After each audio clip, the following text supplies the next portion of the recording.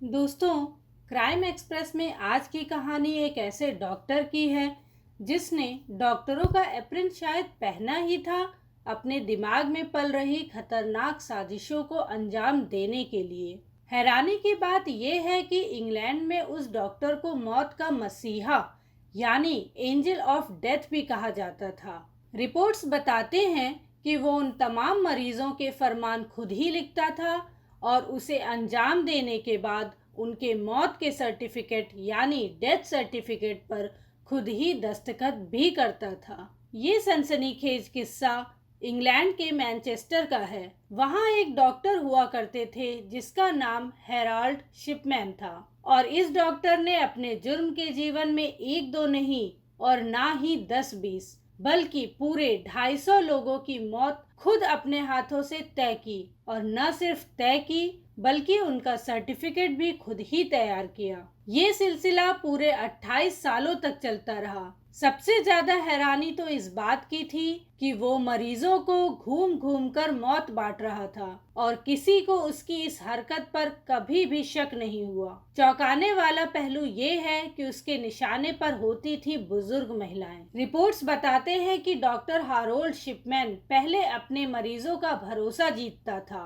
और फिर उन्हें उस सफर पर रवाना कर देता था जहां मौत का मिलना तय है। डॉक्टर हारोल्ड शिपमैन का मौत देने का तरीका इतना शातिर था कि मरने वाला खुद ही मुस्कुराते हुए मौत की गहरी नींद में सो जाता था और परिवार वाले यही समझ लेते थे कि उनकी जिंदगी में बस इतने ही दिन लिखे थे। अस्पताल क्या, पूरे शहर में कभी किसी को सपने में भी ये ख्याल नहीं आया कि एक डॉक्टर जो सफेद एप्रन पहनकर इंसानों के बीच भगवान बनकर बैठा है, असल में वो डॉक्टरों के भेष में शैतान बन चुका है और मौत बांटता घूम रहा है। यहाँ तक कि उस डॉक्टर ने उन तमाम लोगों के अंतिम संस्कार में हिस्सा लिया जिनके डेथ सर्टिफिकेट पर उसने दस्तखत किए थे। वो इस बात को पक्का करने के लिए कब्रिस्तान भी पहुंचता था और देखता था कि उसका मरीज पूरी तरह से मौत की गहरी नींद में सो चुका है या नहीं, जबकि लोग उसकी इस हरकत को नेक नियति से जोड़कर देखते थे और उसकी काफी प्रशंसा भी करते थे। अब सवाल उठता है कि आखिर इस डॉक्टर की शातिर चालों के बारे में बात कैसे खुली और उसका ये गुनाह सामने कैसे आया। दोस्तों, कहानी में आगे बढ़ने से पहले मेरी आप सबसे एक रिक्वेस्ट है कि हमारे क्राइम एक्सप्रेस चैनल को सब्सक्राइब कर ले और सब्सक्राइब बटन के बगल में बनी घंटी को जरूर दबाएं ताकि जब भी हम कोई नई कहानी लेकर आए तो आपको उसका नोटिफिकेशन सबसे पहले मिल जाए। ये बात 1998 की है। इंग्लैंड के साउथ मैनचेस्टर में एक पत्रकार महिला थी जिन्हें डॉक्टर पर थोड़ा थोड़ा शक होना शुरू हो गया था। दरअसल उन्हें अचानक ये बात खटकने लगी थी कि उस जिले के एक अस्पताल में बुजुर्ग महिलाओं की मौत का एक सिलसिला सा चल रहा है। जब उस महिला ने गौर किया तो पाया कि ये तमाम महिलाएं एक ही अस्पताल में इलाज करवाने गई थीं और इलाज के दौरान ही उन सब की मौत हुई। तब महिला को अजीब सा लगा तो उसने उस अस्पताल का डाटा निकाला। उस डाटा में महिला ने गौर किया कि मरने वाली तमाम महिलाएं बुजुर्ग ही थीं। यहाँ तक तो बात समझ में आ रही थी। इसी बीच उस महिला को अपनी छानबीन के दौरान ये भी पता चला कि अस्पताल का एक डॉक्टर आखिर कब्रिस्तान से क्यों उन फॉर्म को पहले से लेकर अपने पास रख लेता है जिन्हें अंतिम संस्कार के वक्त परिवार वालों से भरवाया जाता था। उस महिला ने गौर किया कि वो डॉक्टर पहले से ही अपनी क्लिनिक पर इन फॉर्म को रखता था। उसके दिमाग में आई शक की ये बुनियादी बात महिला ने अपने दोस्त से साझा की। दोस्त को भी ये बात कुछ अटपटी सी लगी, लिहाजा उसने शक की उस बुनियादी बात को पुलिस अफसर से बताई। पुलिस अफसर ने इस बात को हवा में उड़ाने की बजाय उसकी जांच करने का इरादा किया, लेकिन पुलिस की जांच में कोई ऐसी बात सामने नहीं आई जिससे उस शक की बात को हवा मिल सके। इसी बीच पुलिस को एक टैक्सी ड्राइवर मिला जिसने पुलिस को कुछ ऐसा बताया जिसकी वजह से पुलिस के माथे पर सिलवटें गहरी हो गईं। असल में उस टैक्सी ड्राइवर ने पुलिस को बताया कि उसने खुद करीब 21 ऐसी महिलाओं को उस क्लिनिक तक छोड़ा है जो बेशक उम्र दराज थी, लेकिन जब उन्हें हॉस्पिटल तक पहुंचाया तो वो अच्छी खासी सेहतमंद दिख रही थी और बाकायदा अपने पैरों पर चलकर हॉस्पिटल तक गई थी। लेकिन अजीब इत्तेफाक था कि इनमें से एक भी जिंदा वापस नहीं आई और इस बात को लेकर खुद टैक्सी ड्राइवर भी हैरान था कि ये आखिर कैसे हो सकता है कि सभी की मौत हो गई। उस टैक्सी ड्राइवर की बताई बात पर भी पुलिस ने तफ्तीश करनी शुरू की, फिर भी कोई ऐसा सुराग हाथ नहीं लगा जिससे किसी गड़बड़ी की आशंका की जा सके। तो पुलिस को लगा कि हो सकता है कि डॉक्टर हारोल्ड शिपमैन पर ये लोग खामखा शक कर रहे हैं और हकीकत में ऐसा कुछ है ही नहीं। इसी बीच शहर की पूर्व मेयर कैथलीन की जून 1998 में उनके ही घर पर मौत होने की खबर पूरे शहर में फैल गई। उनकी उम्र 81 साल की थी और वो काफी बूढ़ी भी थी। चूंकि वो पूर्व मेयर थी, लिहाजा पुलिस की टीम उनके घर पहुंची और ये तलाश करने लगी कि कहीं इस मामले में किसी तरह की कोई गड़बड़ी जैसी बात तो नहीं है। लिहाजा पुलिस ने घर पर पहुंचकर पूछताछ की। उसी पूछताछ में पता चला कि कैथलीन की मौत से पहले जिस शख्स से वो आखिरी बार मिली थी वो कोई और नहीं बल्कि डॉक्टर हारोल्ड शिपमैन ही था। हालांकि शुरू में पुलिस को लगा कि डॉक्टर हारोल्ड तो एक डॉक्टर के नाते कैथलीन से मिलने आए थे और वो काफी समय से उनका इलाज भी कर रहे थे। ऐसे में शक जैसी बात पुलिस के दिमाग में नहीं आई और कैथलीन के शव को दफना दिया गया। मगर कैथलीन की मौत के अगले ही रोज कैथलीन की बेटी पुलिस के पास पहुंचती है और अपनी मां की मौत की जांच की मांग करने लगती है। असल में इस जांच की सबसे बड़ी वजह थी कैथलीन की वो वसीयत जिसे देखकर कैथलीन की बेटी का सिर चकरा जाता है, क्योंकि कैथलीन ने अपनी जायदाद में से करीब 3.5 करोड़ की रकम डॉक्टर हारोल्ड के नाम कर दी थी। बेटी के लिए चौंकने वाली बात इसलिए भी थी क्योंकि उसने कभी भी उस डॉक्टर को पहले अपनी मां के पास नहीं देखा था। इतना ही नहीं, कैथलीन का भी उस डॉक्टर से कोई पुराना नाता नहीं था। आखिर के 10-15 दिन के दौरान ही उस डॉक्टर का वहां आना जाना हुआ था और इस दौरान ही डॉक्टर हारोल्ड ने उनका इलाज किया था। ऐसे में वसीयत में इतनी बड़ी रकम देने की और क्या वजह हो सकती है। लिहाजा कैथलीन की बेटी ने अपना शक पुलिस के सामने जाहिर किया। तब पहली बार पुलिस को उस बात में शक की बू महसूस होती है कि आखिर ये कैसा संयोग है कि शहर की इतनी बुजुर्ग महिलाओं की मौत के साथ एक ही शख्स का नाम जुड़ता दिखाई दे रहा है। लिहाजा पुलिस ने अब नए सिरे से उसकी जांच करने का इरादा किया। पुलिस ने जांच करने के लिए कैथलीन की लाश को कब्र से बाहर निकाला और उसको फॉरेंसिक जांच के लिए भेज दिया। जांच हुई और मौत की जो वजह सामने आई उसने पुलिस को बुरी तरह से चौंका दिया, क्योंकि जांच रिपोर्ट में साफ लिखा था कि अफीम की ज्यादा खुराक की वजह से कैथलीन की मौत हुई। पुलिस अब ये पता लगाने में जुट गई कि क्या कैथलीन ड्रग एडिक्ट थी या वो किसी दूसरी दवा की शक्ल में नशे का सेवन करती थी। रिपोर्ट देखकर बेटी हैरान हो गई। जांच आगे बढ़ी तो ये बात साफ हो गई कि कैथलीन को वो डोज सुई के जरिए दी जाती थी। सुई के जरिए दवा की डोज तो कोई डॉक्टर ही दे सकता था। अभी पुलिस इस बात की तहकीकात में लगी हुई थी। तभी पुलिस को इस बात की भी जानकारी मिली कि जिस वसीयत का हवाला कैथलीन की बेटी ने किया है वो भी फर्जी है। पुलिस को पता चलता है कि वो फर्जी वसीयत डॉक्टर हारोल्ड शिपमैन ने ही तैयार की थी। तब पुलिस ने अपनी छानबीन को और पैना और गहरा करना शुरू किया। पुलिस ने तफ्तीश का दायरा और फैलाया क्योंकि डॉक्टर पर इल्जाम था कि उसने हत्या के साथ साथ एक महिला की वसीयत तैयार करके उसकी जायदाद हड़पने की कोशिश की थी। लेकिन इस बिना पर डॉक्टर के खिलाफ पुख्ता केस तैयार नहीं हो पा रहा था। लिहाजा पुलिस ने अब डॉक्टर हारोल्ड शिपमैन की कुंडली खंगालनी शुरू कर दी और जब पुलिस ने डॉक्टर की कुंडली खंगाली तो वो किस्सा निकलकर सामने आया जिसे सुनकर खुद पुलिस भी चौंक उठी, क्योंकि ये कहानी ऐसी थी जो शायद ब्रिटेन के इतिहास में इससे पहले कभी सुनी नहीं गई। 1948 में हारोल्ड शिपमैन का जन्म नॉटिंघम में हुआ था। हारोल्ड अपनी माँ से बेहद प्यार करता था, लेकिन हारोल्ड जब 11 साल का था उस वक्त उसकी उसकी माँ की कैंसर की बीमारी से मौत हो गई थी। हारोल्ड ने देखा था कि उसकी माँ के इलाज के दौरान उसे अफीम से तैयार होने वाले मॉर्फिन के इंजेक्शन दिए जाते थे। बावजूद इसके उसकी माँ को बचाया नहीं जा सका। तभी हारोल्ड ने ये महसूस किया कि उसकी माँ को डॉक्टर इलाज के दौरान जो इंजेक्शन देते थे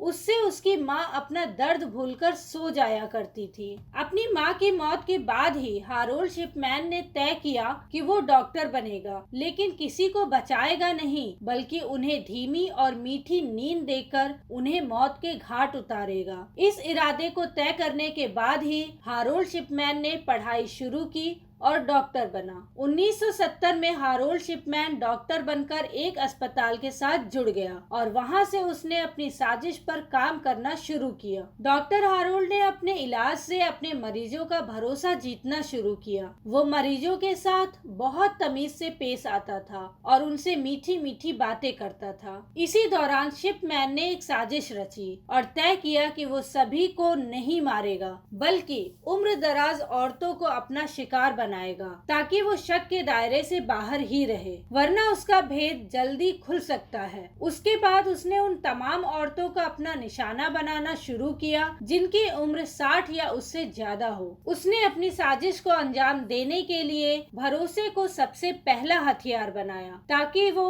उम्र दराज औरतों का भरोसा जीत सके और इलाज के बहाने उन्हें अफीम की खुराक दे सके। वो एक डॉक्टर था, लिहाजा वो ये भी जानता था कि इससे मौत का पता लगाना आसान नहीं होगा। उसकी साजिश का ही एक और हिस्सा था कि वो जिसका भी कत्ल करता था उनके अंतिम संस्कार में जरूर जाता था। ये सिलसिला 28 सालों तक चला और 1970 से लेकर 1998 तक डॉक्टर हारोल्ड ने पूरी 250 उम्र दराज औरतों को मौत की मीठी नींद में सुलाया। ये सारा सच जब तफ्तीश में सामने आया तो पुलिस के भी रोंगटे खड़े हो गए। 7 सितंबर 1998 को पुलिस आखिरकार डॉक्टर हैरोल्ड शिपमैन को गिरफ्तार करती है। पुलिस ने डॉक्टर के तमाम केस को पुख्ता सबूत के तौर पर तैयार करने के लिए 15 लाशों को कब्र से निकाला, जिसमें सभी की मौत में अफीम की वजह ही सामने आई। तब पुलिस ने पूरा केस तैयार करके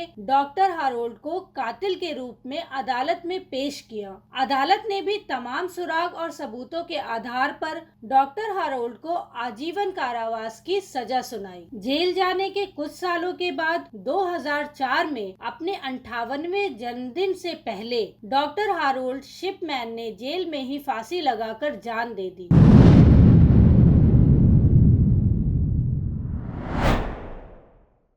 दोस्तों, यूं तो प्यार में जान देने वाली बहुत सी कहानियां आपने सुनी होंगी, पर आज जो कहानी हम आपको सुनाने जा रहे हैं उसमें प्रेमी ने ही अपनी प्रेमिका को मौत के घाट उतार दिया और उसके बाद उसकी लाश के 35 टुकड़े कर डाले। आज की कहानी है दिल्ली के मेहरौली इलाके में हुई सनसनीखेज वारदात की। इस कहानी की शुरुआत होती है मुंबई के एक कॉल सेंटर से। उस समय श्रद्धा 25 साल की थी और आफ्ताब अमीन 27 साल का था। दोनों मुंबई के मलाड के एक ही कॉल सेंटर में नौकरी करते थे। वहीं पे उन दोनों की दोस्ती हुई। आगे चल के ये दोस्ती प्यार में बदल गई। श्रद्धा के माता पिता दोनों साल 2016 से ही अलग रह रहे थे। माँ के साथ श्रद्धा और उसका भाई रहता था। पिता अलग अपनी माँ के साथ रहते थे। जब दोनों के घरों में इस रिश्ते के बारे में पता चला तो श्रद्धा का परिवार इसके लिए तैयार नहीं था, जिसकी एक बड़ी वजह थी कि आफ्ताब मुस्लिम लड़का था और श्रद्धा हिंदू। लेकिन दोनों को इस बात से कोई फर्क नहीं पड़ता था। जब घर वालों का दबाव ज्यादा बढ़ने लगा तब दोनों ने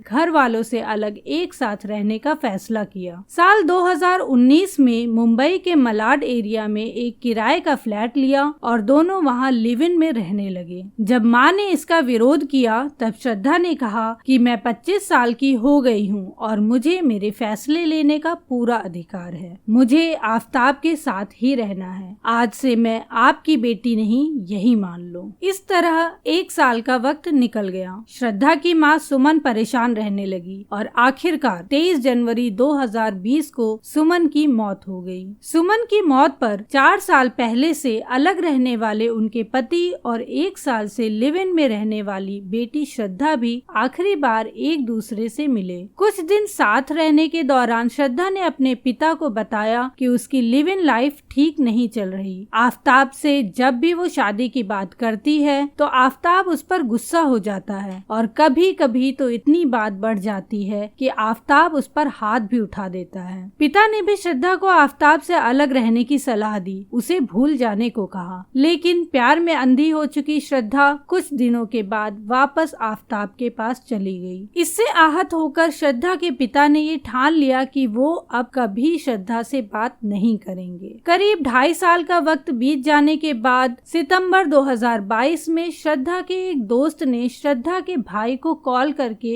ये बताया कि कुछ महीनों से श्रद्धा का फोन नहीं लग रहा और ना ही उसने पिछले कुछ महीनों से सोशल मीडिया पे पोस्ट किया। ये बात श्रद्धा के भाई को भी थोड़ा अजीब लगी। फिर उसने अपने पिता को ये बात बताई, जिसके बाद उन्होंने श्रद्धा के दोस्त से श्रद्धा का पता पूछा, क्योंकि श्रद्धा ने अपने पिता को अपना दिल्ली का एड्रेस नहीं बताया था। इसके बाद श्रद्धा के पिता ने पहले तो मुंबई में श्रद्धा की गुमशुदगी की रिपोर्ट लिखवाई, उसके बाद दिल्ली के मेहरौली पुलिस स्टेशन में भी उसकी गुमशुदगी की रिपोर्ट दर्ज कराई। लिहाजा दिल्ली पुलिस श्रद्धा और आफताब की पूछताछ करते करते उनके घर पहुंची, लेकिन घर के दरवाजे पे ताला लगा मिला। इसके बाद दिल्ली पुलिस श्रद्धा और आफताब का फोन नंबर सर्विलांस पर डाल देती है, जिसकी मदद से 12 नवंबर को पुलिस आफताब को पकड़ने में सफल हुई। दोस्तों, कहानी में आगे बढ़ने से पहले मेरी आप सबसे एक हम्बल रिक्वेस्ट है कि आप हमारे इस वीडियो को लाइक करें और अपने दोस्तों के साथ शेयर जरूर करें। दोस्तों, आपके लिए तो एक छोटा सा लाइक है, पर आपका ये छोटा सा लाइक हमारा उत्साह बढ़ाता है और हमें नई और इंटरेस्टिंग स्टोरीज आप तक लाने के लिए प्रोत्साहित करता है। बहुत से दोस्त हैं जो सिर्फ वीडियो को देखकर आगे बढ़ जाते हैं। मेरी सभी दोस्तों से दरख्वास्त है कि वीडियो को लाइक जरूर करें और अगर हमारे चैनल को सब्सक्राइब नहीं किया है तो जल्दी से जल्दी सब्सक्राइब कर लें। पूछताछ के दौरान जब पुलिस आफताब से श्रद्धा के बारे में सख्ती से पूछती है तो आफताब जो कहानी पुलिस वालों को सुनाता है उसे सुनकर पुलिस वालों के होश उड़ जाते हैं। पुलिस वालों को तो छोड़िए दोस्तों,